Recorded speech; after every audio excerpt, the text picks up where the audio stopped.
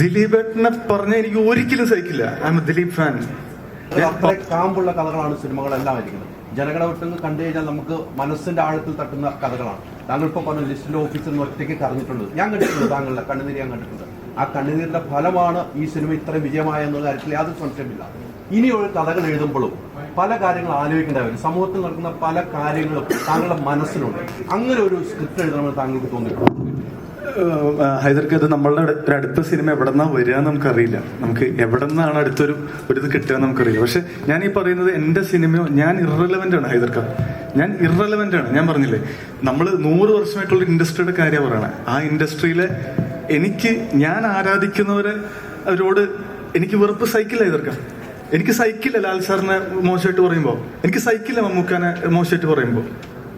ദിലീപേട്ടനെ പറഞ്ഞ എനിക്ക് ഒരിക്കലും സഹിക്കില്ല. I am a Dileep fan. ഞാൻ പബ്ലിക്കായിട്ട് ഞാൻ പറയണം. ഞാൻ ഇവിടെ നമ്മൾ വേറെ ഇതിലേക്ക് പോകും. ഞാൻ ഈ പറയുന്ന ഒന്നും പ്ലീസ് ആസ് എ റൈറ്റർ നിങ്ങൾ എടുക്കരുത്. സിനിമയെ സ്നേഹിക്കുന്ന നിങ്ങൾ ഒരാളായിട്ട് പറയണം ഇതൊക്കെ പ്ലീസ്. അത് അതിനെ വേറൊരു കോണ്ടെക്സ്റ്റിലായി പോരുത്. നമുക്ക് അടുത്ത സിനിമ എവിടെന്നാ വരിക എന്നറിയില്ല. എന്റെ അടുത്ത സിനിമ വിജയമോ പരാജയം, ഐ എം ഇറലവന്റ് ഇതൊക്കെ. പക്ഷെ സിനിമയോട്, ആർട്ടിസ്റ്റിനോട്, ഡയറക്ടർ സിനിമയോട് റെസ്പെക്ട് വേണം.